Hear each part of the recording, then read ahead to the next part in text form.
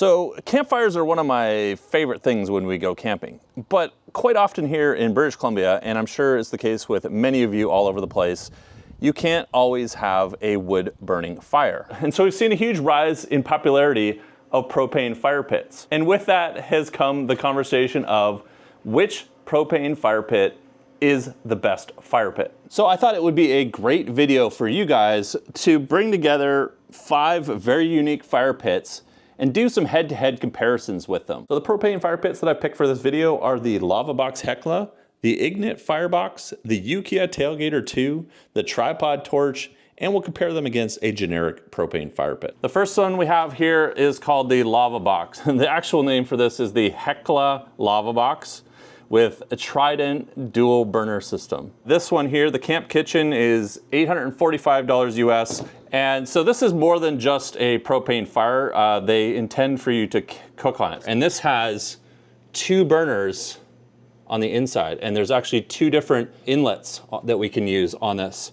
And one is supposed to be for like a fire and for cooking, and the other one is supposed to be for a bigger fire.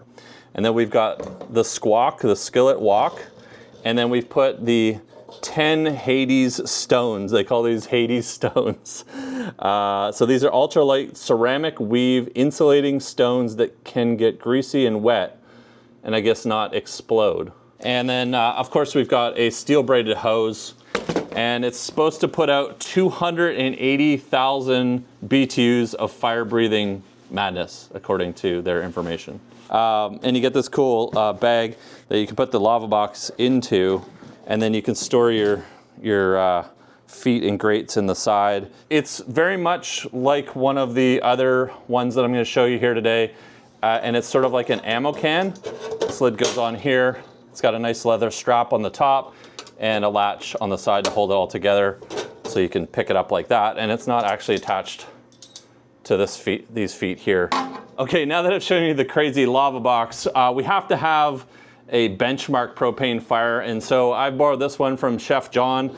This is just your standard run-of-the-mill round propane fire pit with lava rocks on top. These are super light too, actually. And we use this one as a benchmark because you find these everywhere. There's tons of different variations of them. This one has a cool lid like that. I think you can pick these up for under $100 on places like Amazon or various outdoor stores. So as I mentioned at the start, I found 5 unique different fires. And this one that I have here is from a company called Yukia, and this is the Tailgater 2. This one is going to be the biggest of all the fire pits we have today. However, it is not necessarily the heaviest. It is still only 33 pounds, but it's got a couple cool tricks up its sleeve. We can take this lid off. It is magnetic, so there's a couple of magnets, or 4 magnets here on the lid, and that keeps it in place. It stops it from rattling around in your vehicle. Then we have on the top here, we have a cross burner style system, and they do provide some lava rock. They say that you can cook on this. The way the burner system is set up and the way that it intakes air and the air to fuel mixture rate, it all has to be a certain ratio. I'm not a propane fire system expert. So what that means though is that you're gonna have less soot and you're gonna have a cleaner burning fire, and if you're cooking on it, you're gonna have a cleaner burning fire, which means you're not gonna have a whole bunch of soot and stuff like that. Not only is this a cool fire pit that you can carry around, it's got a couple handles on each side. We've got a burner adjuster here, so you can set the flame to a certain height. This also has a electronic ignition. This is also 2 marine grade Bluetooth speakers and a marine grade subwoofer. Kind of see on the inside, but there's a subwoofer box right here. And then on each of the 2 sides, we've got speaker grills. So we've got a speaker grill below the handle there and a speaker grill below the handle there. And on the opposite side for the fire controls, we have a power button because it also has a battery inside. And then you can connect to your phone via Bluetooth. You can synchronize the fire to the music that it's playing. So the Yukia Tailgater 2 also comes obviously with a propane fire hose, and it comes with a cover to put over top of it. So as for price, the Tailgater 2 from Yukia is $5.99 US. Would you actually want to cook on this one, next one? so this is what Gretchen has coined. I don't know, the company, you know, I don't care, I bought this. She's coined it the sketch bag propane fire pit. So this is the tripod torch. Now I picked this up at Overland Expo P&W this year. This is gonna be the most compact and maybe the cheapest. The next one actually might be the cheapest. This retails for $189 US, and it's basically a stainless steel set of cut pieces. Let's just deconstruct it here for you guys. There's a inlet here on the bottom to connect your propane hose. You get a stainless steel braided hose, you connect it to that. And then basically, propane is spitting out all of these different drilled holes in the torch part of the tripod torch. So this is gonna be the smallest system that we have. And it actually goes into a little bag and you just pull all these feet off like that. And I feel like, be careful on these because they're kind of sharp on the corners. And this is what it compacts down to. And then you get this cool green bag that you can fire everything into and roll it up. I was gonna say this would be good for backpacking, but then you have to carry propane. You have to carry a propane. This does tip over fairly easy, so they do include some pegs, some ground pegs. And we'll measure the heat here in a minute in this video, because look at this, guys. We're getting fancy. I bought a laser thermometer for this video specifically. It's pretty much like a bunch of CNC'd stainless steel. Oh, and this leg's falling out. Put that one there, lock it in place. There we go. And that's it. And this is the tripod torch. I'm not sure you could actually buy this in Canada. I'm almost certain that it's illegal to buy in Canada. So you can cook on this. They include these wind baffles or wind shields here that slide into these extra slots like this. They say that you can cook on top of this. You could put a pot on top of this. Just really adding to the sketch here. This one here is the Ignik fire can. This one's very popular. I've seen this one around a lot. This one has the cool the cool feet on it, so you can have the squatted truck, squatted fire can. We can remove. Oh, let me get this all the way off. It's a little more. I've used it a lot. There we go. I didn't want to break it in the process. Am I doing something wrong here? Nope. There we go. This is the elite version. It's got an aluminum housing on it. They make a deluxe version that you can cook on, but I don't believe it's available here in Canada.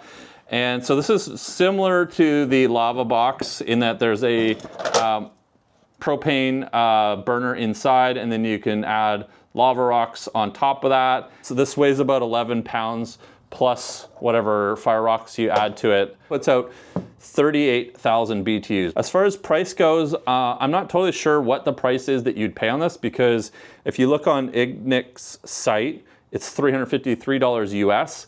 But if you go to like Capit Canada's website, it's like $250 Canadian. And if you shop around a bit, I think you find this for about $180 US on some sites. I will try to put links to all the stuff in this video down in the description below, so you guys can go check them out. They're affiliate links, which does pay me a small commission if you click on them. But I do appreciate it a ton because there's no extra cost to you, and it really just goes back to helping me make the videos like this one, where I spent a ton of money to make this video. Full disclaimer, a couple of these were provided to me from companies, but as usual with all videos, I really just ask if you want to participate in the comparison video or the review video, and if you want to send something, that's great because it helps me make more content, but nobody ever gets a say in what goes on in the videos, and I'm going to give you my complete own opinion of these throughout the video. And we've got Gretchen, who's like not sponsored by anybody, so. I'm just free on a Saturday. Unfiltered opinion. Okay, so there's one other propane fire pit that you aren't gonna see in this video, and that is the one just making its rounds on social media. It's super popular, called the Howl. The Howl propane fire pit, there's a couple reasons why I'm not including it. One, they're really hard to get up here in Canada. Two, they're extremely expensive. By the time I get one up here, it was nearly $2,000 Canadian to get one up here. And three, I've used a Howl. My friend Sean, if you guys watched the story till now, he has a Howl. We've used it on several trips now. Hands down, the Howl is gonna be the #1 portable propane fire pit if cost and fuel are not of consideration. It is an absolute consumer of propane, but it also puts out really good heat. It's also very large and bulky, so carrying it around and packing it is even bigger than the tailgater that we have here, and it's quite heavy. Before we get to testing out the propane campfires, I need to tell you who I've partnered up with to actually make this week's video happen, and that is Lasfit. Gretchen, do you have Lasfit floor mats in your truck? No, just the stock ones. Hang on, let me order you a set real quick. You know what, they also make them for foreigners. We should order a set for John too. Lasfit. Don't need these anymore.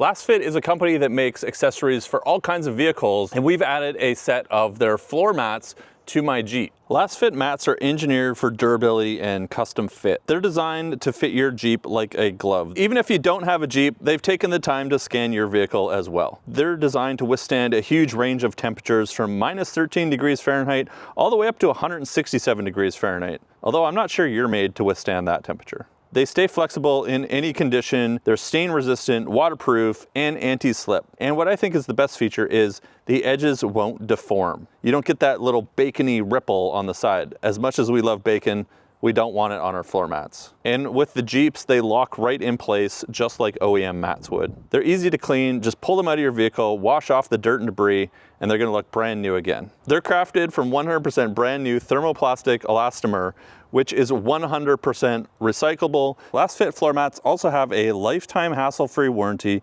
45 days free return and money back, or if you join and become a Lasfit club member, you have up to 90 days for a free return and money back. You'll find a link down in the description below if you want to pick up your own set of Lasfit floor mats. I've also included a coupon code for you. They're super easy to order and they ship really quick. To baseline a propane fire comparison, we have to have a wood fire so that we can understand our starting point. To give you guys just an idea of like how warm it is for us around this fire. So my legs are 125 degrees right now. So right here, it's about 115, 120 degrees. So if I were to say, what is a comfortable temperature to be around a fire?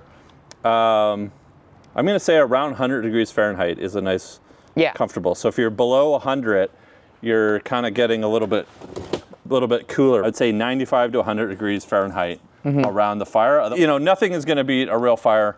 And what we want though is, if you can't have a real fire, what is gonna be good? Let's bring on the propane fire pits. All right, so set up with the standard propane fire pit, pretty much nothing, right? Just, you know. Just level it out. Watch your eyebrows. All right, so propane fire pit, huge difference, even right here. You know, you just barely get enough heat off. Let's see just how warm this actually is. About 120 degrees, 100 degrees. Right around here, we're getting maybe right about here. So gotta sit a little bit closer to really feel it on your body. We've got this all the way up, maximum flame. It's a kind of standard tried and true design for a reason. Like it does the thing. It puts off a bit of heat. You want to sit about maybe this close to it. Yeah. You could turn this down quite a bit and just have some nice ambiance of the fire. Now, transporting this one is not as simple as some of the other ones because the lid doesn't lock in place. There are some square ones on Amazon. So maybe I'll try to dig up a link to a square one, which is a little bit more space efficient for packing, and give you guys one of those links down in the description as well. So we've got the tripod torch. We obviously can't stake it down to my driveway. So this is something to consider, right? If you're using this in somewhere that's rocks or a riverbed, which I've camped on. If it's not dirt, you can't put the stakes down through the feet and secure this. You can see like there's nothing holding the legs really in place. It's just like so easy to fall over. You can come along and knock it and it falls over. Be careful around pets. Like, good thing Charlie is super chill. There's no control on the tripod torch. The control is at the valve. There is a little regulator that you can adjust the fire, but you can't adjust it right at the tripod torch itself. So, I feel like it goes higher.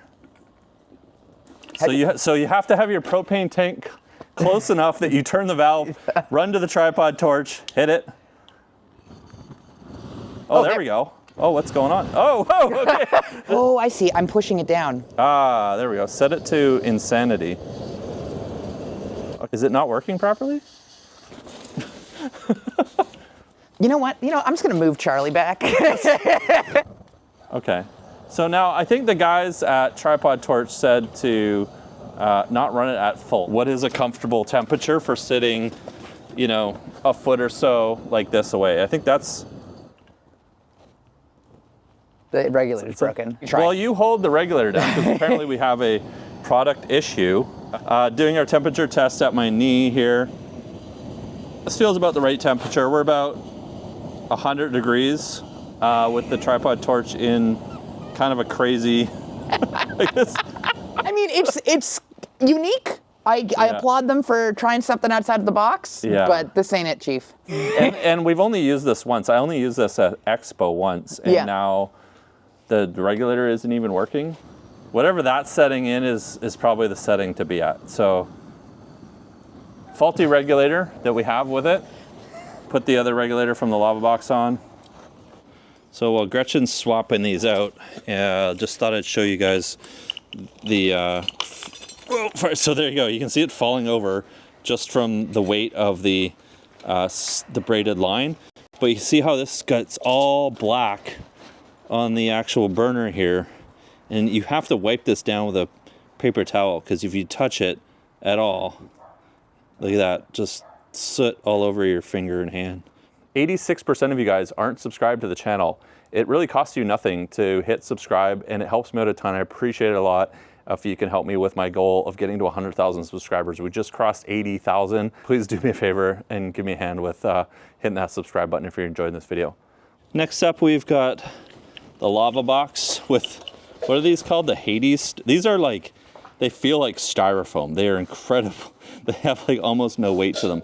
Now on here we have two different inlets here.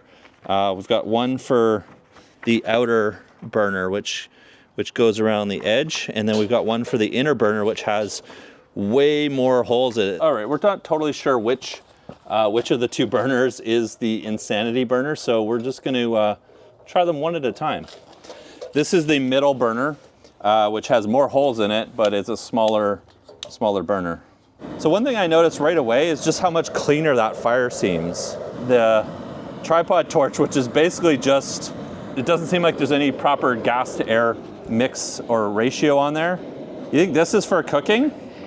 I'm guessing it is. So look at that, just glowing red below those Hades. Ooh, ooh. Yeah. Ooh, that's toasty. You can have a backup cooking system here with the, I'm never going to remember this name, the thwok? What is it called? The quack? The squawk. The squawk. That makes a bit more sense for cooking, because that's just like, ooh. Here, let me. I got the gloves. I can smell burnt hair immediately. That's like the really hot, like cooking on a wok type fire. Yeah, and you can turn it down. Like, it doesn't have to be that hot. That was set to maximum. Yeah. Like, I didn't even have it at max. There we go. That's max. Yeah. Yeah. I'm not feeling like a lot of heat coming off this. No, it's very just directionally up. It makes a lot of noise. It makes a lot of sense why they include the gloves. It reminds me of the Howl. Yeah. Because it's just like, oh yeah, that's 400 degrees. So we're gonna get a nice shine on this here in a minute. But I'm not feeling, honestly, like, I think I would have to sit pretty close to this. Yeah, like I'm not feeling warmth from this at all. Smells like it's breaking in. Is that sizzling the ground? Yeah. Look at this. We got discoloration going on in the grill. Oh, even the burner inside is getting discolored. So we're just gonna switch the intake from one to the other here. Ooh, okay. So different air fuel mixture. It's kind of like a mini Howl. Yeah. I mean, this is much warmer. Oh, that is way warmer. Holy smokes. Yeah. So I'm kind of worried about the camera because it's getting close to the camera. I can turn it down a little bit. No, that's okay. Okay. So let's just see where it's good for 100 degrees. Like, I can feel this immediately on my Yeah, that's like 115, so I can sit back a little bit there. That's pretty cool. I think I would run it at insane. I like the insane level. Yeah, but this actually like puts off heat. Like I'm feeling warmth from this. With the other one, like I wasn't at all. Yeah, you're almost 100 degrees where your knees are, and you're almost 2 feet from it. Charlie's like, yeah, this is a good fire. But I like that you can switch it over to the cook mode. Yeah, like I mean, like it's very different. Like I mean, that would be good for cooking up on a walk. I can really see that. Yeah. I'd say this is the closest to a real campfire. Yeah, so far, for sitting around it. I love the welder gloves so that we don't have to worry about burning our hands.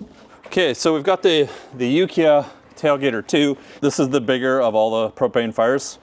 However, you know, it's got built-in handles and stuff, so moving this around, you don't need gloves or really much time to let it cool off. We can just pull the magnetic lid off. Yukia uses a quick disconnect rather than having to screw it on, so let's pop that on there. You could use that to air up your tires. With propane? Right. We don't actually need a fire starter to light this because it's electronics. There we go. It's got a sparker. Here. Oh, we got to turn the gas on. Yeah. Good. The sparker runs. Yeah, there it goes. Ooh. Okay, let's try that again. Do this.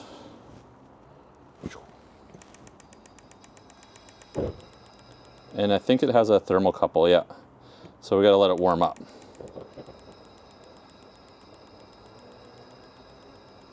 I think. There we go. Tuck in. Now this one is immediately not as warm as the lava box. The lava box was pretty intense. We'll give it a minute to heat up. And this is on high, and it's nice you can adjust this on the side so you can turn it up and down without having to go to your propane tank.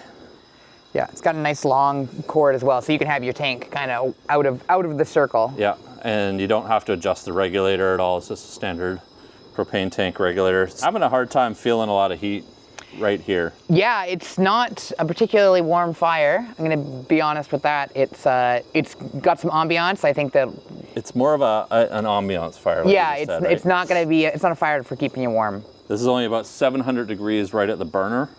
The sides are totally cool to the touch. Even right here, I touched that without even thinking, but I'm looking at this at about 150 degrees. We have this a minute to heat up, but I would say that if I was to check the temperature, this is about right here is about where 100 degrees is. So under a foot to really feel the heat. You know what the other thing is, what's nice about this is it's up higher off the ground. Mm-hmm. So, you know, you can sit right next to it. I guess you could cook on this too. So if you want to do hot dogs. Yeah, absolutely. Yeah. And it's a lot like safer around like dogs or, you know, I don't want to say kids necessarily. You got to keep an eye on them, but it's not, you know, some fires like, you know, your dog's just basically going to walk right into it. This is a bit more up and a bit more enclosed. I think this is nicer than the baseline circle round campfire that we started out with testing. Yeah. But if you're looking for something that's really hot and you want to be using it in the shoulder season or closer to the winter, it doesn't put out as much heat. You know, like you can kick this and it just slides, right? It's not going to fall over. But we need to test the most unique feature about this one. There we go. So I'll crank it up on my phone. Is that all the way? This is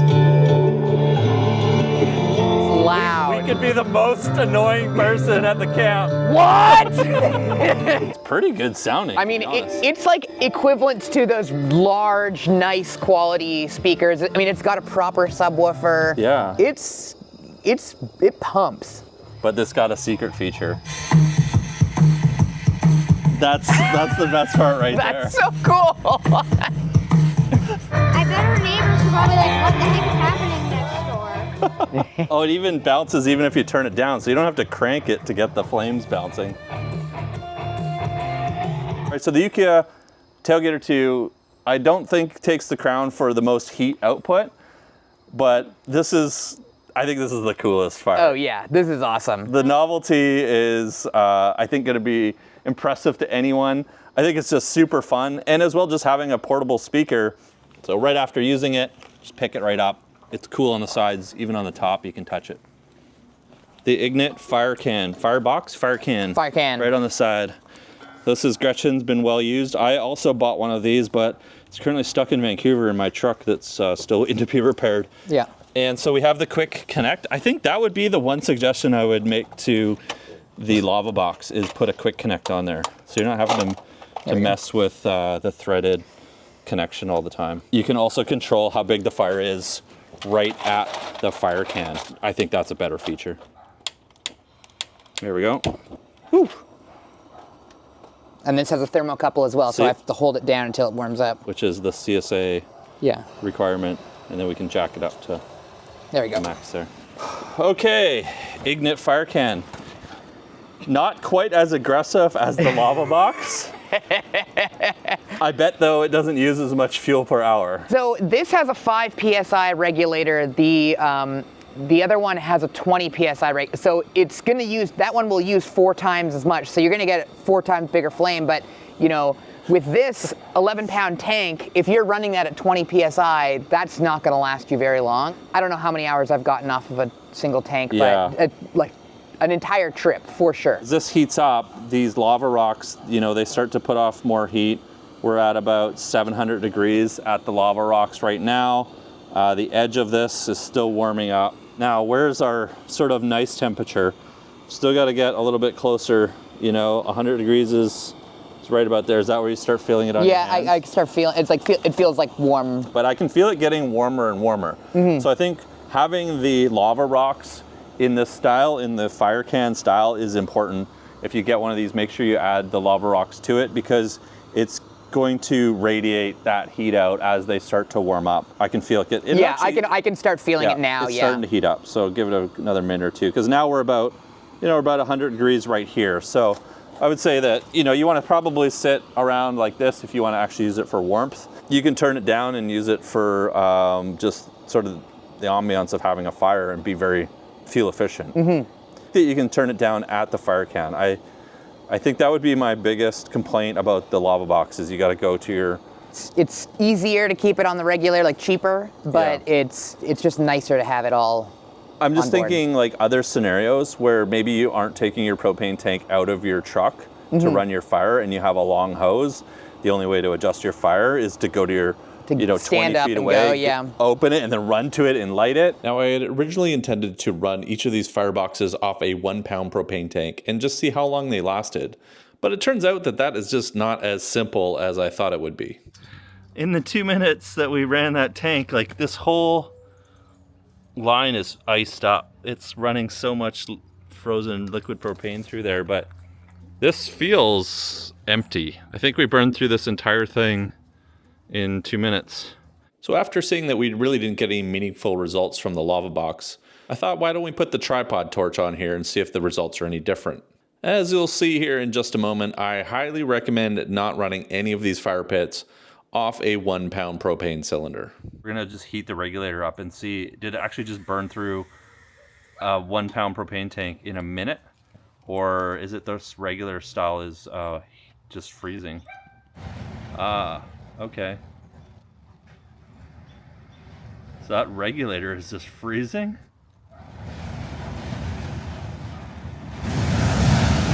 Oh! Right? I don't know about this. I'm glad we moved it back from the garage. Holy! Is there any way to turn that regulator down? It's really hot next to the thing. It's spewing propane. My best guess at this point is that the 1-pound propane cylinders have a higher PSI in them, which is probably why the lines are freezing up. If anybody knows the actual science behind this, let me know in the comments below. All right. Good call. We'll just turn that off Oh my and let god. that drain out. So you think the 20 PSI regulator is the main problem Yeah, I mean, like, on these 1-pound tanks? because, like, you know, you up the PSI, you up the amount of fire that's coming out. But the reason why you have a regulator is that you don't have situations like spitting out liquid propane. Like, that was... Maybe my 1-pound propane test is not the best way to go. What Weston Chaplin say? Redneck science? That's what's going on here right now. We've redneck science. Okay, quick retest to show that the lava box actually can run longer than a minute. So we've got it on all the way turned up. I mean, that's really cooking. You can really hear the propane ripping out of that tank. We'll see how long this actually goes for. Because we're at 1 minute. We made it past 1 minute. So we're at 6 minutes now. And I feel like the flame is not as intense as it was a few minutes ago. The regulator, though, is not... It's not freezing up like it was with the 1 pound tank. I think the 1 pound tank was just a bad idea.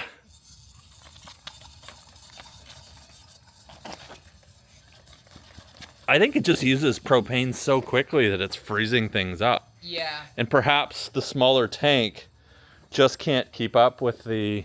Like, yeah, So yeah, during testing, I couldn't get consistent results with the lava box and the 20 PSI regulator, even on my 11 pound or 20 pound tank. After several minutes of it running, the flame kind of died down to a medium-low level, closer to what we'd see with the Ignik firebox. Then I'd give the propane cylinder a shake and it would pop back up for another minute or so. I really don't feel like I'm doing something wrong with how I'm operating this, but I'm pretty sure you guys will let me know in the comments below. Okay, before we wrap up, let me give you my final thoughts on each of these fire pits. Let's start with the generic fire pit. This is gonna be the most cost-effective fire pit. You can find these anywhere, Amazon, Costco, Walmart, whatever. This is your standard fire pit. They've been around for decades. They're cheap, they're reliable, and they put out an okay amount of heat. But the problem is they're not really built to put in the back of your vehicle. You have to strap these down somehow. The lids don't secure down. You don't want the rocks, flying out. But what I do like is we have a control valve on the fire pit. There you go, budget friendly, works good, but not really overland cool. Then we have the tripod torch, which, as you saw, the regulator that we have for this is already broken. It doesn't work right, so I'm gonna have to contact them and see if we can get a replacement. I paid, I think this was, what did I say this was, 200 bucks, something like that. This is a lot of money for what this is. This is a few pieces of CNC'd stainless steel that aren't even really finished that well on the edges.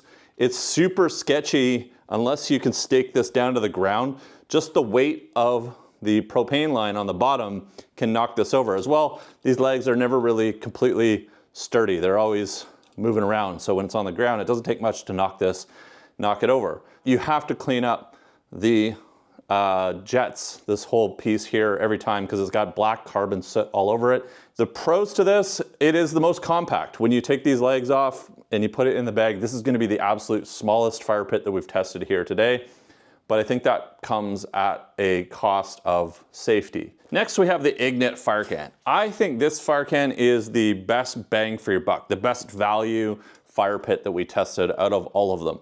It is cost effective at under $200, depending on where you're looking. It's fairly compact, especially because you can flip the legs down underneath. It comes with a regulator, which this is a 5 PSI regulator, but they actually put a quick disconnect on it. So you don't have to deal with threads all the time screwing this onto your fire can.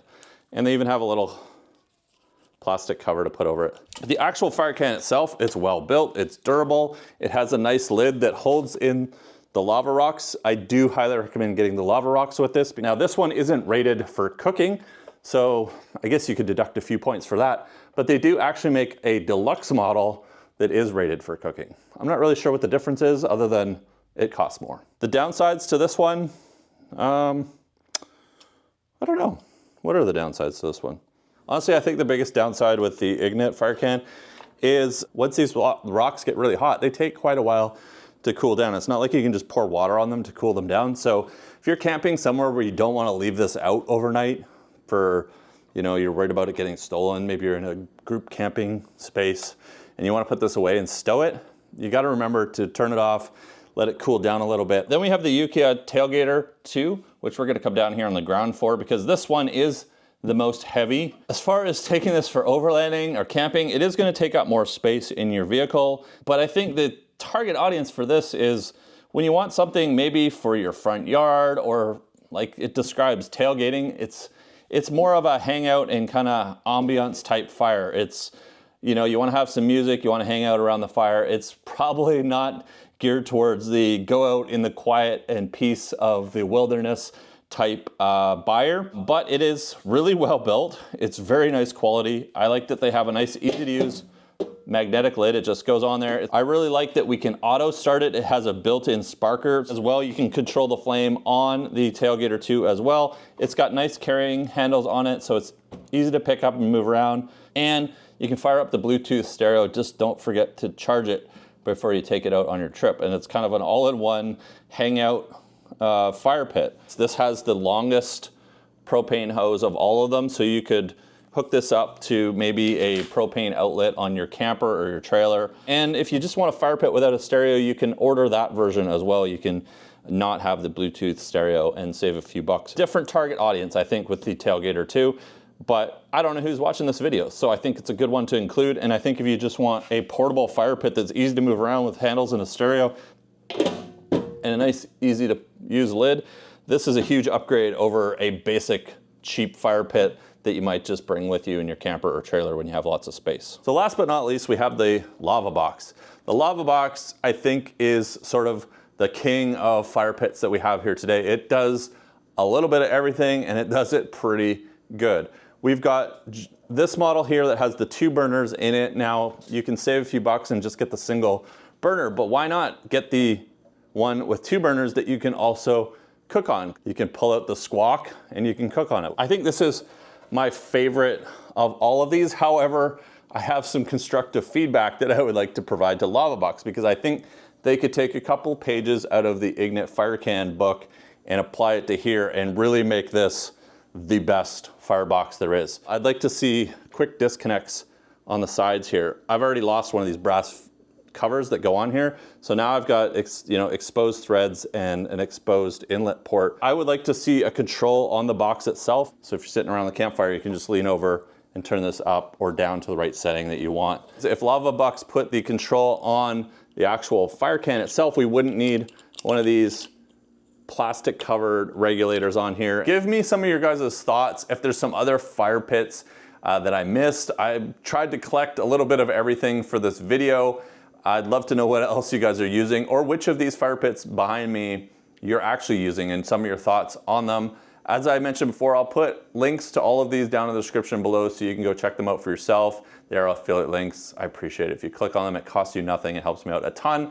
And guys, I'm heading down to SEMA next week. So if you want to see some of those videos, stay tuned. Make sure you hit subscribe, turn on those notifications. I upload new videos every single week. There's hundreds of videos on the channel that you can check out that are already there. My name's Casey, and I'll catch you guys in the next video.